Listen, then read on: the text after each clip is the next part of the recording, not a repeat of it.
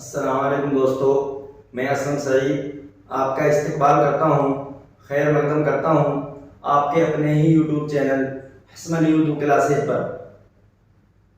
तो दोस्तों, जिसने हमारा यूट्यूब चैनल अभी तक सब्सक्राइब नहीं किया है वो जल्दी से जल्दी चैनल को सब्सक्राइब करें और लाइक करें और ज़्यादा से ज़्यादा शेयर करें ताकि इसका जो फ़ायदा है वो ज़्यादा से ज़्यादा लोगों तक पहुँचे।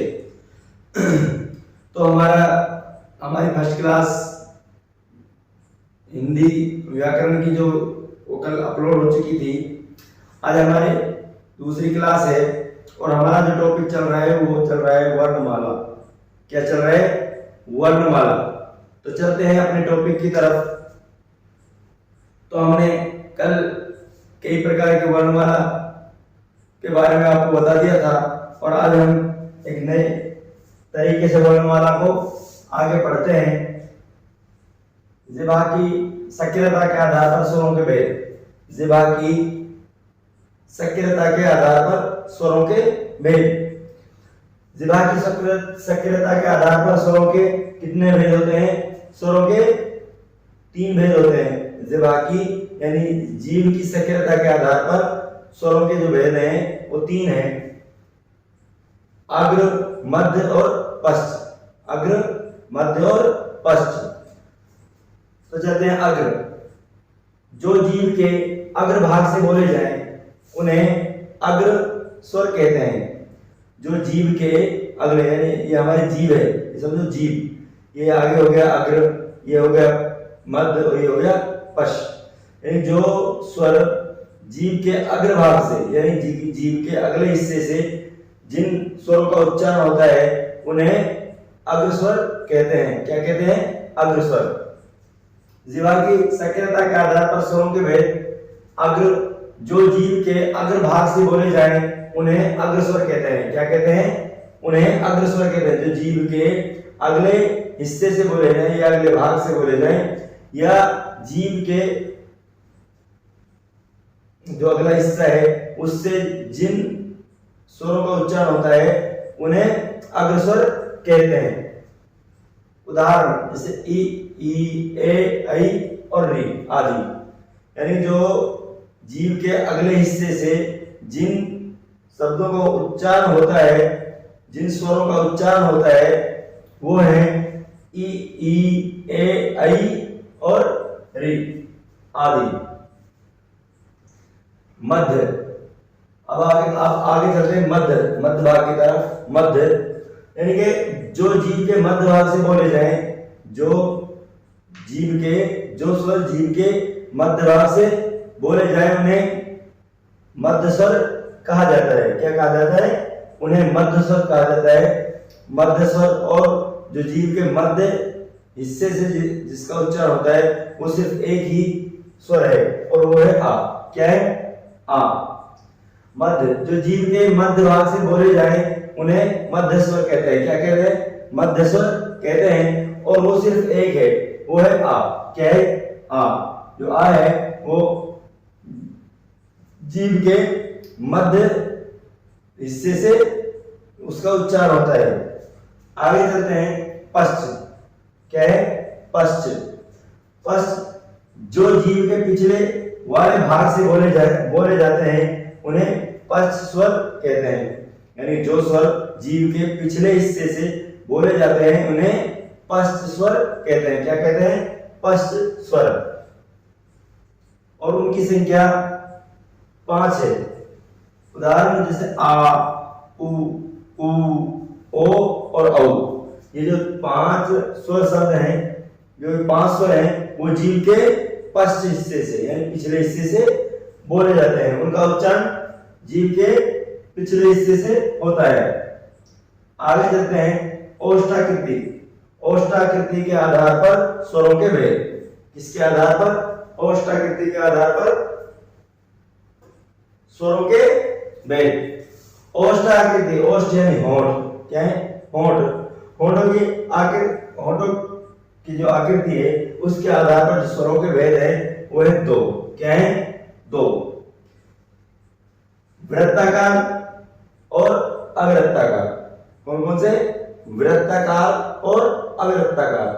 यानी कि वृत्ताकार को गोलाकार भी कहते हैं और अवृत्ताकार को अगोलाकार कहते हैं। औष्ठाकृति के आधार पर स्वरों के भेद, स्वरों के कितने भेद होते हैं? औष्ठाकृति के आधार पर स्वरों के दो भेद होते हैं। नंबर एक, वृत्ताकार या गोलाकार वे स्वर जिनका उच्चारण करने पर होंठ गोल हो जाए उन्हें वृत्ताकार स्वर कहते हैं। यानी कि वृत्ताकार या गोलाकार वे स्वर जिनका उच्चारण करते समय होंठ है जो गोल हो जाए, क्या हो जाए? गोल हो जाए, उन्हें क्या कहते हैं? उन्हें वृत्ताकार स्वर कहते हैं। उदाहरण, वृत्ताकार स्वर का जो उदाहरण है वो है उ, ऊ, ओ, औ और आ। क्या है? जो वृत्ताकार स्वर हैं वो उनका वो है उ, ऊ, ओ, औ और आ। हॉस्पिटल वाला आ, डॉक्टर वाला आ आदि। अवृत्ताकार, अवृत्ताकार अगोलाकार। अवृत्ताकार क्या है? अवृत्ताकार को अगोलाकार भी कहते हैं। क्या कहते हैं? अगोलाकार वे स्वर जिनका उच्चारण करने पर होंठ कम गोल हो उन्हें अवृत्ताकार स्वर कहते हैं। अवृत्ताकार स्वर यानी कि वे स्वर जिनका उच्चारण करते समय जो होंठ है वो कम गोल हो, ज्यादा गोल नहीं हो, लड्डू खाने के लिए गोल नहीं हो और कम गोल हो, तो उन्हें क्या कहते हैं? उन्हें अवृत्ताकार स्वर कहा जाता है। क्या कहा जाता है? अवृत्ताकार स्वर कहा जाता है। उदाहरण जैसे आ, ई, री, ए, ऐ आदि। अवृत्ताकार गोलाकार वे स्वर जिनका उच्चारण करने पर होंठ कम गोल हो, जिनका उच्चारण करने पर होंठ कम गोल हो तो उन्हें क्या कहते हैं? उन्हें अवृत्ताकार स्वर कहते हैं। क्या कहते हैं? अवृत्ताकार स्वर कहा जाता है। और उदाहरण अवृत्ताकार स्वर है जो वो है आ, ई, री, ए, ऐ आदि। आगे चलते हैं, मुखाकृति के आधार पर स्वरों के भेद। इसके आधार पर मुखाकृति यानी मुंह की आकृति के आधार पर स्वरों के भेद। मुखाकृति के आधार पर स्वरों के कितने भेद होते हैं? मुखाकृति के आधार पर स्वरों के 4 भेद होते हैं। विवृत, अर्धविरत, संवृत और अर्धसंवृत। कौन कौन से हैं? विवृत, विवृत, अर्धविवृत, संवृत, संवृत और अर्धसंवृत। विवृत वह स्वर जिनको बोलते समय मुख सर्वाधिक खुले उसे विवृत स्वर कहा जाता है या विवृत स्वर कहते हैं। विवृत स्वर वे स्वर जिनका उच्चारण करते समय जो हमारा मुख है, जो हमारा मुंह है वो सर्वाधिक खुले और उनकी संख्या कितनी है? उनकी संख्या भी 1 है और वो है आ। क्या है? आ। जो विवृत स्वर है उनका उच्चारण करते समय जो होंठ है वो जो मुंह है हमारा वो सर्वाधिक खुले तो उनको क्या कहते हैं? उनको विवृत स्वर कहा जाता है और उनकी संख्या 1 है और वो है आ। क्या है? आ। आगे चलते हैं, अर्धविवृत। क्या? अर्धविवृत वह स्वर जिनको बोलते समय मुख आधा खुले उन्हें अर्धविवृत कहते हैं। क्या कहते हैं? उन्हें अर्धविवृत स्वर कहते हैं। यानी कि अर्धविवृत स्वर वह स्वर जिनको बोलते समय जो मुंह है वो आधा खुले। कितना खुले? आधा खुले तो उन्हें क्या कहते हैं? उन्हें अर्धविवृत स्वर कहते हैं। उदाहरण अविवृत स्वर के उदाहरण है वो है आ, ऐ, ओ, औ आदि। क्या है? उनका विवृत अर्धविवृत स्वरों के जो स्वर हैं वो है आ, ऐ, औ और ओ आदि। आगे चलते हैं, संवृत। क्या है? संवृत ऐसे स्वर जिनका उच्चारण करते समय मुख बंद सा रहे। संवृत स्वर क्या है? संवृत स्वर ऐसे स्वर जिनका उच्चारण करते समय जो मुंह है वो बंद सा रहे, जो हमारा मुख है वो बंद सा रहे, बंद नहीं हो, बंद नहीं हो बल्कि बंद सा रहे, तो उन्हें क्या कहते हैं, उन्हें समृद्ध स्वर कहा जाता है। उन्हें क्या कहा जाता है, समृद्ध स्वर कहा जाता है। और समृद्ध स्वर के जो उदाहरण है वो है ई उ और री, ई उ और री आदि। आगे चलते हैं अर्ध समृद्ध। क्या है, अर्ध समृद्ध। अर्ध समृद्ध ऐसे स्वर जिनका उच्चारण करते समय मुख बंद होने की कगार पर हो। अर्ध समृद्ध स्वर है जो वो स्वर है जिनका उच्चारण करते समय जो मुख है वो बंद होने की कगार पर हो। जो हमारा मुंह है वो बंद होने की कगार पर, बंद नहीं हो बल्कि बंद होने की कगार पर हो, तो उन्हें क्या कहते हैं, उन्हें समृद्ध स्वर कहा जाता है। और समृद्ध स्वर की जो संख्या है वो है 2। समृद्ध स्वर की संख्या कितनी है, 2। ए और ओ, ए और ओ आदि। तो दोस्तों जो हमारा वर्णमाला का जो टॉपिक था वो कंप्लीट हो चुका है। जो हमारा वर्णमाला का टॉपिक है वो कंप्लीट हो चुका है। नेक्स्ट हम व्यंजन के टॉपिक पर चर्चा करेंगे। तो दोस्तों क्या है कि जो ये क्लास छोटी है, आज क्लास है जो वो छोटी है मगर बहुत फायदेमंद क्लास है, क्योंकि इसमें वही चीजों को पढ़ाया जा रहा है जिनकी सर्वाधिक आने की संभावना है एग्जाम के अंदर। तो आगे चलते हैं व्यंजन। वे ध्वनियां जिनका लेखन स्वतंत्र अवस्था में हो। व्यंजन वे ध्वनियां जिनका लेखन है वो स्वतंत्र अवस्था में हो मगर उच्चारण के लिए स्वरों की आवश्यकता हो, और उच्चारण के लिए स्वरों की आवश्यकता हो। व्यंजन वे ध्वनियां जिनका लेखन स्वतंत्र अवस्था में हो, जिनका लेखन स्वतंत्र अवस्था में हो लेकिन पर उच्चारण के लिए स्वरों की आवश्यकता होती है। यानी कि जो व्यंजन है उसके अंदर एक स्वर छुपा रहता है।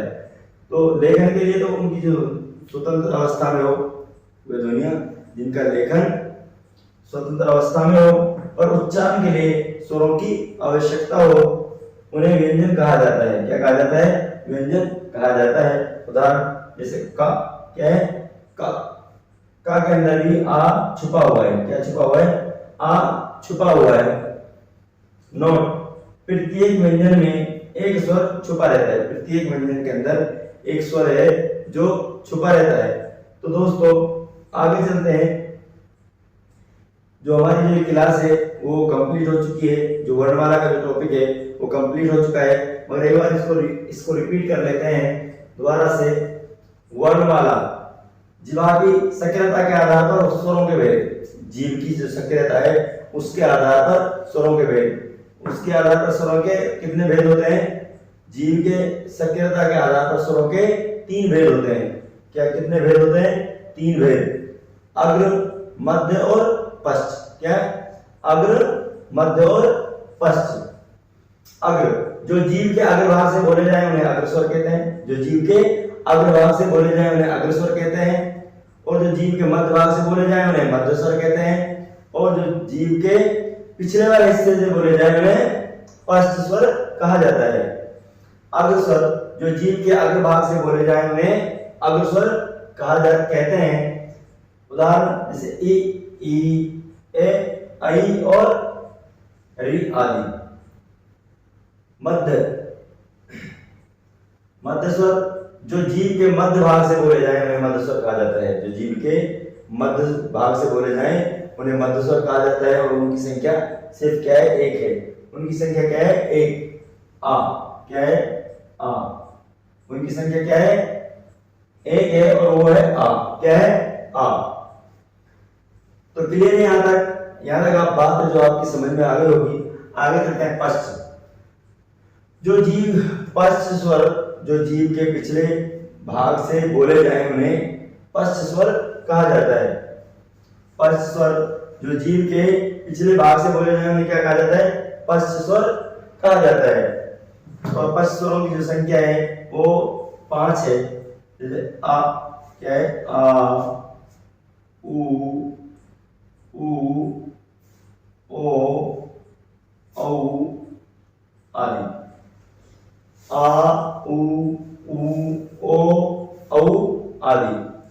अब आगे चलते हैं औष्ठाकृति के आधार पर। औष्ठ यानी होठों की आकृति के आधार पर स्वरों के कितने भेद होते हैं? कितने भेद होते हैं भाई?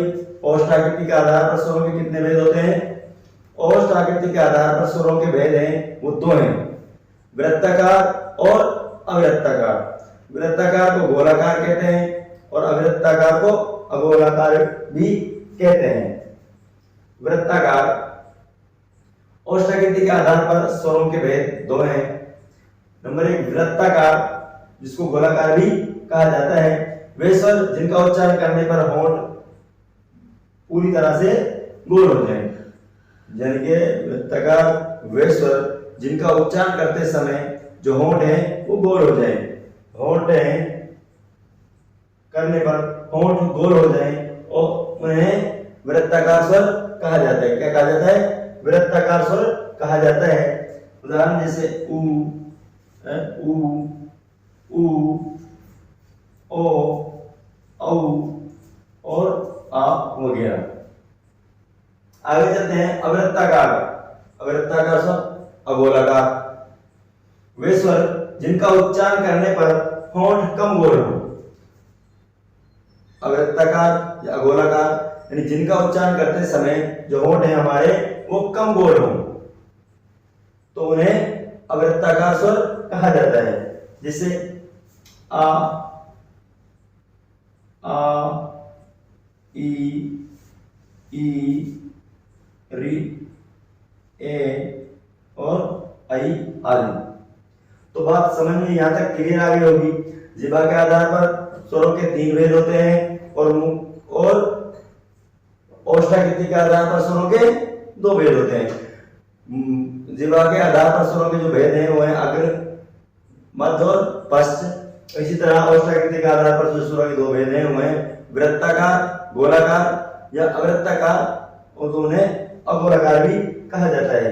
क्लियर है यहाँ तक? यहाँ तक बात है जो आपकी समझ में आ गई होगी। हम बिल्कुल खुले तरीके से अपनी देहाती भाषा में आपको बताने की, पढ़ाने की कोशिश कर रहे हैं। तो आगे चलते हैं मुखाकृति। मुखाकृति के आधार पर स्वरों के भेद। मुखाकृति के आधार पर स्वरों के कितने भेद हैं? मुखाकृति के आधार पर स्वरों के चार भेद हैं, विवृत, अर्धविवृत, संवृत और अर्धसंवृत। विवृत वे स्वर जिनको बोलते समय मुख सर्वाधिक खुले, जिनको बोलते समय मुख सर्वाधिक खुले, तो उन्हें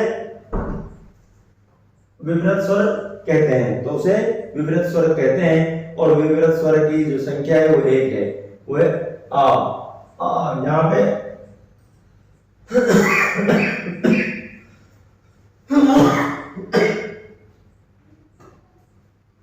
यहाँ पे जो मुख है हमारा वो सर्वाधिक खुल रहा है, आ।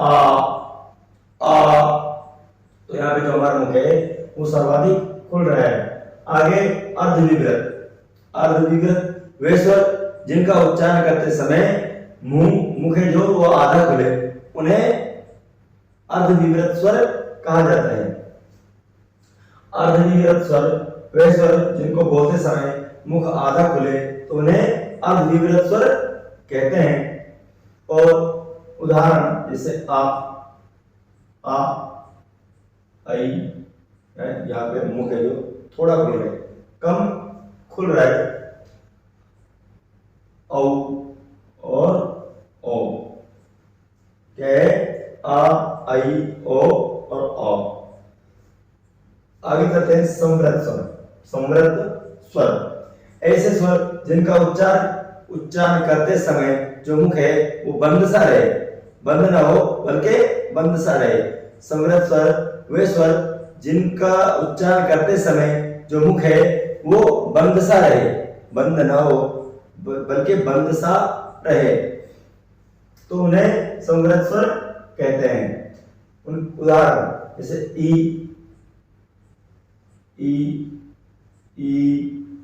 उ और री आदि। बात समझ में आ गई होगी। समृद्ध स्वर ऐसे स्वर जिनका उच्चारण करते समय जो मुख है वो बंद सा रहे मगर बंद ना हो, बंद सा रहे मगर बंद ना हो। उदाहरण जैसे ई, उ और री आदि। आगे चलते हैं अर्धसमृद्ध स्वर। अर्धसमृद्ध स्वर ऐसे स्वर जिनका उच्चारण करते समय मुख बंद होने की कगार पर हो। अर्धसमृत स्वर वे स्वर जिनका उच्चारण करते समय जो मुख है वो हमारा बंद की कगार पर, बंद होने की कगार पर हो, यानी कि वो बंद होने के करीब हो, तो उन्हें समृत स्वर कहते हैं। क्या कहते हैं? समृत स्वर कहते हैं। और समृत स्वर की जो संख्या है, अर्धसमृत स्वर कहते हैं, अर्धसमृत स्वर की जो संख्या है वो 2 है, ए और ओ, ए और ओ। आगे चलते हैं व्यंजन, यानी कि जो हमारा वर्ण वाला जो टॉपिक है वो पूरा हो चुका है। उसमें से अब आगे चलते हैं व्यंजन। व्यंजन वे ध्वनियां जिनका लेखन स्वतंत्र अवस्था में हो। व्यंजन वे ध्वनियां जिनका लेखन लिखाई तो स्वतंत्र अवस्था में हो, मगर उच्चारण करते समय या उच्चारण